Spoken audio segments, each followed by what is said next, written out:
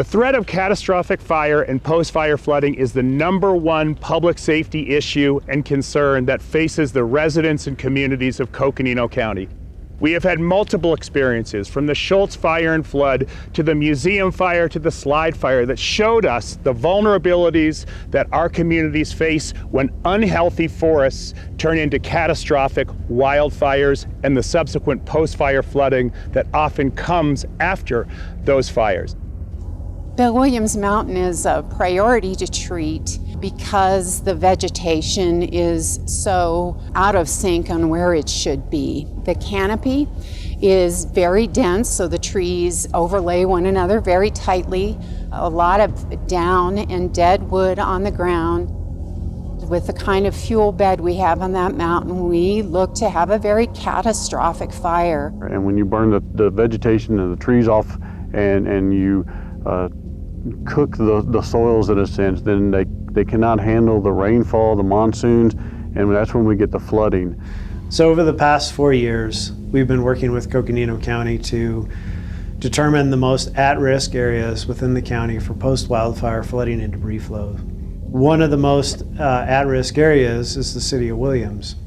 If a fire were to break out on Bill Williams Mountain, the post-fire flooding and debris flows would impact Williams directly, as well as some of its drinking water sources. That watershed is important to more than just the local community. The city of Phoenix depends on water that we capture. There's a potential of anywhere from mid $300 million to upper $600 million regional impact to the area. We had an experience related to the Schultz fire and the flooding that came after that fire that really impacted communities. And we got to looking at it and thinking, wouldn't it make more sense to actually spend less money to get ahead of something like this? So right in front of us here is a great example of the difference between resilient, healthy landscape that has had some forest restoration treatments on it. You can see it's fairly open. It's not clogged and cluttered with small dimensional trees. If fire were to come on this landscape, fire would, for the most part, sit on the ground and be managed exactly how fire should behave in a ponderosa pine forest system. If we pan over to this side, however, you'll see much, much higher tree densities, lots of small dimensional trees that, should fire get into that part of the landscape, much higher probability of it climbing up, getting into the crowns of those trees, and being an unproductive, more catastrophic fire. We call that going back to a pre-settlement type forest with maybe 50 trees per acre or 75 trees per acre versus some places where we have 2,000 trees per acre. The current thinning that's happening on Bill Williams now is focused on this upper watershed here above the city reservoir. We identified this as one of the most at-risk watersheds because of its proximity to the city reservoir and draining directly into the city of Williams. These steep slopes are complicated to treat.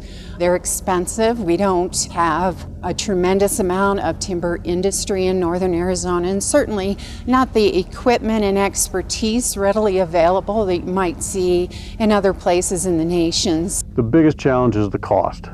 It costs upwards from $8,500 to $10,000 an acre when you start bringing helicopters in to do work which does not exist in Arizona. So we're going out of areas like Colorado or the Pacific Northwest that are used to doing steep slope logging. And we talked to those companies and we ended up with Market Forestry. Market Forestry has been working all over Colorado, Utah, Arizona, Nevada, California. We are a premier forestry company that handles lots of things across the Southwest. We just completed the Flagstaff Watershed Protection Plan, FWPP, on Mount Eldon and Schultz Pass in Flagstaff.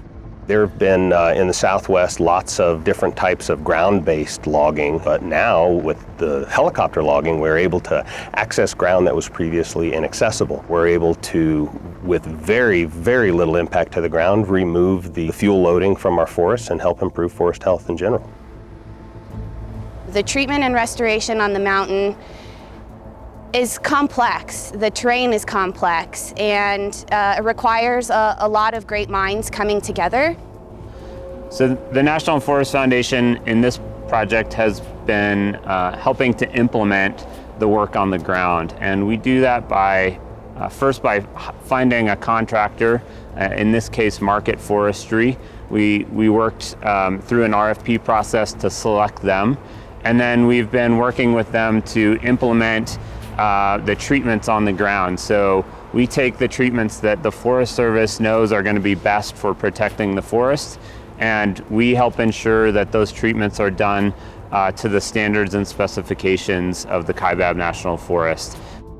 The Forest Service came up with over $1.8 million to pitch into this work. The county, through the Flood Control District, put $800,000 into the project, and then you had the Division of Forestry and Fire Management putting $300,000 into the project.